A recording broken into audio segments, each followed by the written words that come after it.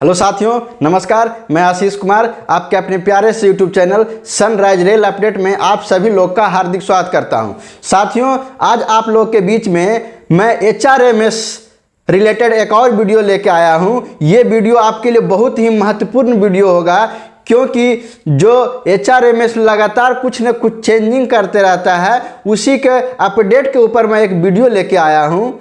इस वीडियो में मैं आपको बताऊंगा कि जो HRMS से म्यूचुअल ट्रांसफ़र की जो एप्लीकेशन सबमिट करते थे, उसको नए अपडेट के साथ किस प्रकार कर सकते हैं। साथियों, जो पुराना वर्जन था उसके ऊपर भी मैं एप्लीकेशन सबमिट करके वीडियो बना चुका हूं, लेकिन आप लोग का बहुत सारे कमेंट्स आ रहे थे कि सर जो चेंजिंग वाला हुआ है उसके रिगार्डिंग आप वीडियो बनाइए, तो मैं आपके लिए ये वीडियो लेके आया हूं। तो साथियों, वीडियो शुरू करने से पहले अगर आप हमारे चैनल पे नए हैं और चैनल को अभी तक सब्सक्राइब नहीं किए हैं तो प्लीज़ हमारे चैनल को सब्सक्राइब करें, क्योंकि साथियों जब तक आप सब्सक्राइब नहीं करेंगे तो आपको नोटिफिकेशन नहीं जाएगा, और नोटिफिकेशन नहीं जाने के वजह से कहीं ना कहीं आप देर हो जाएंगे, और जो हमारे चैनल पे नए नए अपडेट्स आते रहते हैं उसको कहीं ना कहीं आप मिस कर जाएंगे।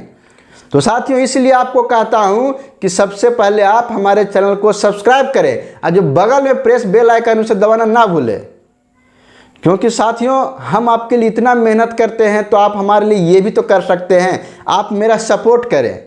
जैसे आप मुझे प्यार दुलार दे रहे हैं उससे ही आगे भी बनाए रखें, ताकि मैं आपके लिए हमेशा अपडेट वाली बातें लाते रहूँगा। तो साथियों, ये नए अपडेट वाली जो म्यूचुअल एप्लीकेशन की फाइल है उसको किस प्रकार से सबमिट करते हैं, तो चलिए मैं आपको ले चलता हूं डेस्कटॉप मोड में।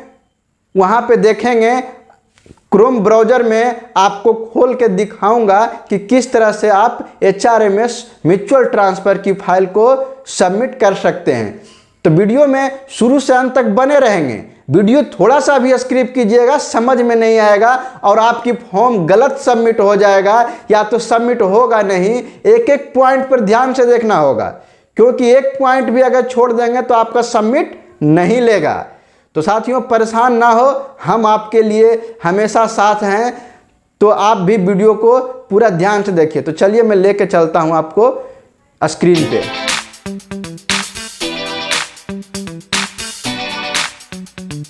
तो साथियों, जैसा कि आप देख रहे हैं कि मैं HRMS आईडी के द्वारा क्रोम ब्राउज़र में जाके लॉगिन हो चुका हूं डेस्कटॉप मोड में। तो अब उसके बाद देखिए यहाँ पे जो एरो का बटन है उस पर क्लिक करते हैं। देखिए फिर क्या, अब देखिए उसके बाद जब हम इधर एरो बटन पे आए तो क्लिक किए तो देखिए ऊपर से आपका चौथा नंबर में है एम्प्लॉय सेल्फ सर्विस। ये आपका है एम्प्लॉय सेल्फ सर्विस। साथियों, इसमें अब आपको लग रहा होगा कि पहले तो कुछ अलग रहता था, उसमें पहले अलग में आपका HRMS ESSV30 था, जो कि अब चेंज कर दिया गया है। तो उस पर हम क्लिक करेंगे। तो साथियों, जैसा कि देख रहे हैं कि हम जब वहाँ पे क्लिक किए तो आपका एक क्या आ रहा है म्यूचुअल ट्रांसफ़र रिक्वेस्ट, उस पर हम क्लिक करेंगे। तो देखिए क्लिक करने के बाद यहाँ पे न्यू एप्लीकेशन का एक इंटरफेस खुल के आता है, इस पर हम क्लिक करेंगे। अब देखिए यहाँ क्लिक करने के बाद हमारा जो HRMS का एप्लीकेशन वाली फॉर्म है वो खुल चुका है। तो देखिए एम्प्लॉय 1 और एम्प्लॉय 2 है। तो देखिए एम्प्लॉय 1 अगर मान लीजिए कि आप होते हैं तो एम्प्लॉय 2 का यहाँ पे आईडी डालना पड़ेगा, क्योंकि ऑलरेडी एम्प्लॉय 1 का डाला हुआ है। तो यहाँ पे कि आपका आईडी लगाना होगा, एम्प्लॉय 2 का भरना पड़ेगा। फिर कह रहा है नेम ऑफ दी एम्प्लॉय, तो नाम भरना पड़ेगा इसमें, जो कि एम्प्लॉय 1 का ऑलरेडी भरा हुआ, 2 का भरना है। फिर कह रहा फ़ोटो, तो फ़ोटो आपको PDF के रूप में गैलरी से जाके यहाँ पे अपलोड करना पड़ेगा, आपका और आपके म्यूचुअल पार्टनर का। फिर उसी तरह से सिग्नेचर को अपलोड करना पड़ेगा PDF बना के। अब देखिए उसके बाद नीचे बढ़ते हैं तो लिख रहा है डेट ऑफ बर्थ। तो जो डेट ऑफ बर्थ है आपका तो उसमें ऑलरेडी फिट रहेगा, आपके फ्रेंड का इसमें भरना पड़ेगा, डेट ऑफ बर्थ भरना पड़ेगा। उसके बाद कह रहा है एजुकेशन क्वालिफिकेशन, तो जो आपका क्वालिफिकेशन होगा मैट्रिक, इंटर या ग्रेजुएशन, वो आपको बारी बारी से दोनों को डालना पड़ेगा। फिर कह रहा है कम्युनिटी, तो कम्युनिटी में जैसे कोई SC ST हैं, OBC हैं, तो आपको फिल करना पड़ेगा। फिर कह रहा है कि एक्सटेंशन मेडिकल कैटेगरी, जो आपका मेडिकल कैटेगरी होगा वो यहाँ पे फिल करना पड़ेगा। एम्प्लॉय 1 का ऑलरेडी फिल रहेगा, एम्प्लॉय 2 को भरना पड़ेगा। अब उसके बाद देखिए साथियों, यहाँ पे PF नंबर है, तो जो PF नंबर है एम्प्लॉय 2 का वो भरना पड़ेगा।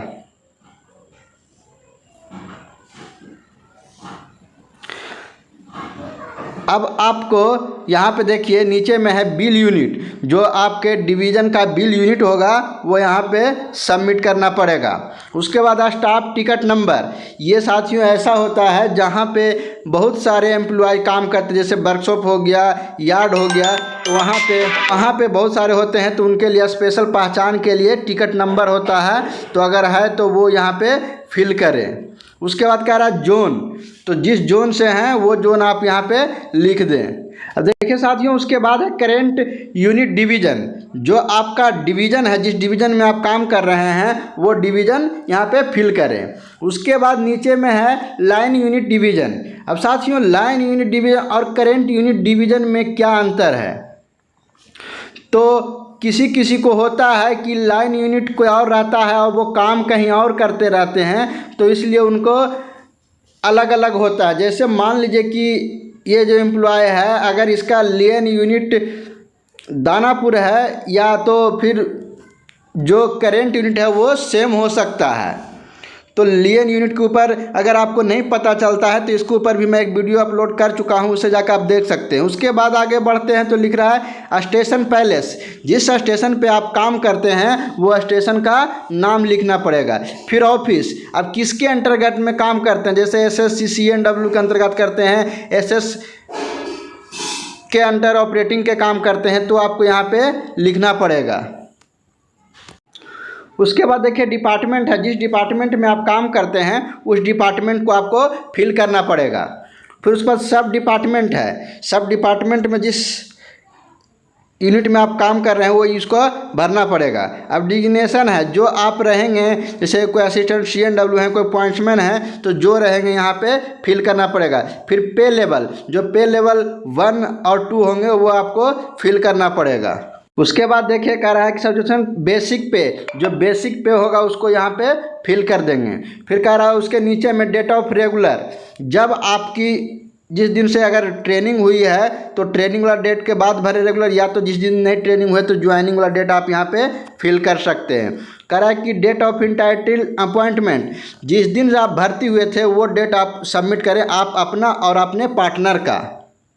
उसके बाद देखिए कह रहा है कि मोड ऑफ इंटाइटल अपॉइंटमेंट, तो जिस प्रकार से भर्ती हुए थे, RRB से हुए थे, RRC से हुए थे, या CG ग्राउंड से हुए थे, जैसे कोई RRC से होता है तो RRC लिखेंगे, कोई RRB लिखेंगे, कोई CG ग्राउंड है उससे लिखेंगे।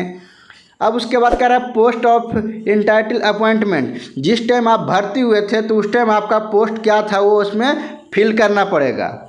अब नीचे कह रहा है उसके बाद grade pay of entitle appointment, जब आप भर्ती हुए थे तो आपका ग्रेड पे क्या है वो आपको यहाँ पे भरना पड़ेगा। फिर का date of confirmation, date of confirmation उसके लिए होता है साथियों, जैसे कोई अगर ट्रेनिंग करने के बाद ज्वाइन करते हैं तो बाद वाली डेट उनका डेट ऑफ कन्फर्मेशन होगा, अन्यथा नहीं तो जिस दिन ज्वाइनिंग करते हैं वही आपका डेट ऑफ कन्फर्मेशन होगा। अब उसके बाद देखिए कह रहा है कि compelling reason for seeking mutual transfer, आप किस रीजन से आप म्यूचुअल ट्रांसफ़र लगाना चाहते हैं वो आपको यहाँ पे लिखना पड़ेगा, कोई रीजन देना पड़ेगा। उसका कह रहा है whether availed IDT IRT DMD IRMT, जिस तरह के आपको म्यूचुअल चाहिए वहाँ पे आप लिख सकते हैं, IRT लिख सकते हैं, DMT IMRT जो भी आपका है म्यूचुअल का ग्राउंड वो आप यहाँ पे फिल करें। अब देखिए साथियों कह रहा प्रजेंट एड्रेस लाइन 1, तो जो आपका एड्रेस है प्रजेंट एड्रेस वो आप यहाँ पे फिल कर देंगे दोनों अपना अपना। उसके नीचे में है पिन कोड भर देंगे। अब उसके बाद कह रहा सुपरवाइजर नेम, जो सुपरवाइजर का नेम है उसमें नेम फिलिप कर देंगे और दोनों साइड में, और उनका HRMS ID भर देंगे, नेम और ID। HRMS ऊपर में ID भरा जाएगा, नीचे में उनका नेम भरा जाएगा। उसके बाद क्या है, डिक्लेरेशन को आप फिलअप करने पढ़ने के बाद यहाँ पे क्लिक कर देंगे, उसके बाद नीचे बढ़ेंगे। फिर उसके बाद देखिए स्पेशल रिमार्क इसमें आपको डालना पड़ेगा कुछ ग्राउंड मेडिकल के लिए। उसके बाद आप यहाँ पे रिमार्क डालने के बाद पूरी फॉर्म फिलअप हो जाने के बाद एक बार उसे रीचेक कर लें। उसके बाद सबमिट बटन पे क्लिक करें, और सबमिट बटन पे जैसे ही क्लिक करेंगे तो आपका जो म्यूचुअल एप्लीकेशन है वो पूरी तरह से सबमिट हो जाएगा। तो साथियों यही था आपका म्यूचुअल ट्रांसफ़र की जो एप्लीकेशन कैसे फिल करते हैं, न्यू अपडेट के साथ बता दिया। इससे पहले मैं आपको एक और बताया था, वो ओल्ड था, ये आपका न्यू है। तो इस तरह से आप भर सकते हैं। तो साथियों जैसा कि आपने देख लिया कि किस प्रकार से HRMS की एप्लीकेशन जो न्यू अपडेट एप्लीकेशन था उसको आपके सामने एक एक कॉलम को फिल करके बता दिया, डेस्कटॉप मोड में आपको बता दिया।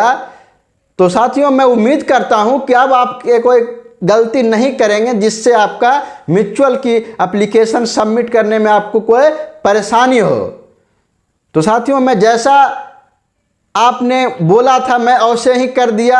आपने बोला कि एक नया वीडियो बनाइए HRMS म्यूचुअल ट्रांसफ़र की एप्लीकेशन सबमिट के ऊपर, मैं आपके लिए बना दिया।